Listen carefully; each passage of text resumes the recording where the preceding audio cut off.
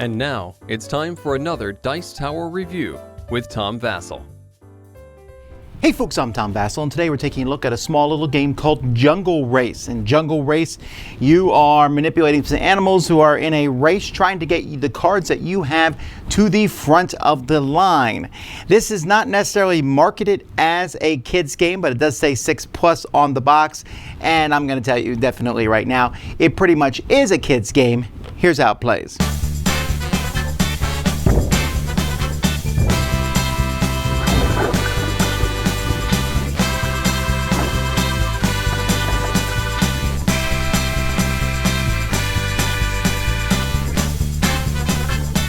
The game is pretty simple. There are 5 racers. Each of these racers is placed randomly on one of these road spaces. There's 5 spaces from start to finish. You have a deck of 50 cards. There are 10 cards matching each of the racers. You're going to shuffle this, and each player is going to be dealt 7 of these cards. On your turn, you play or pass. When you play, you're just going to play a card in front of you, move that racer up 1, which forces the other racer back. And then it's the next person's turn, and maybe they'll play like this one, which moves this one up and back. And if you decide in your turn that you no longer wish to play, you take the rest of your cards and put them face down in front of you. At the end of a round, after everyone's done playing or passing, you'll take all your cards and you are going to score points based on where your racers ended up being. So here I have 3 giraffes.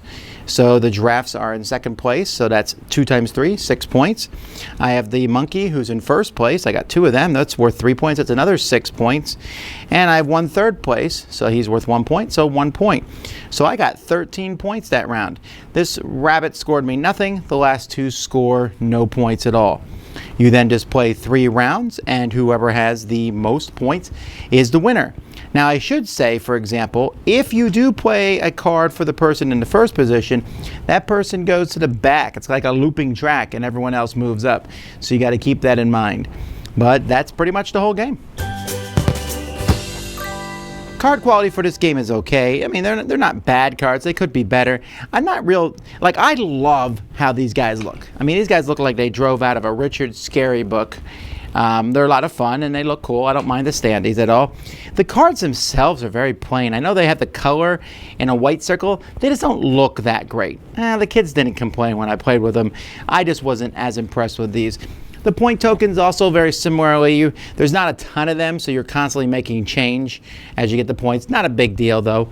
And then these are neat. It makes a panorama, and on the back you could just play, this tells you what order to put them in. But I do like how when you put them together, for example, the 3 and the 2 here, they fit together very nicely, and that looks cool.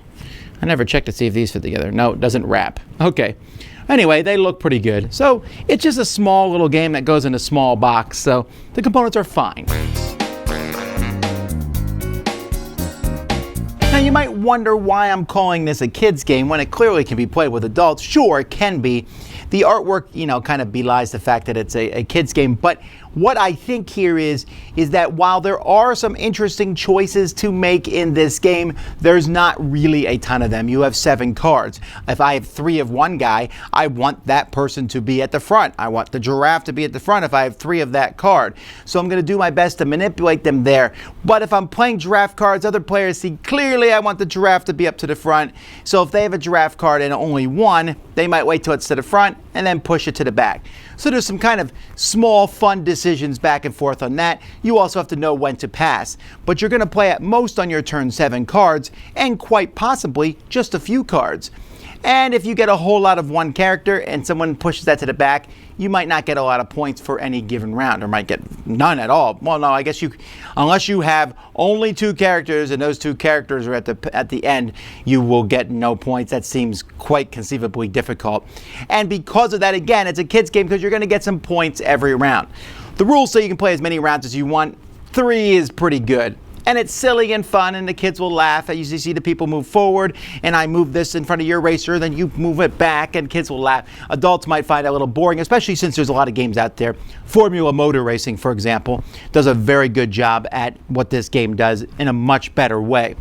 But for kids, I think they'll enjoy it. They'll like the silly animal and a car theme. That's really popular these days because of games like Zootopia and such. And this switching around, you don't have to worry about it. It's like a race, but it's basically just switching the positions rather than racing around the board. Silly fun. My kids enjoyed it, and I liked playing it with them. That's Jungle Race. Dice Tower Judgment, kid approved.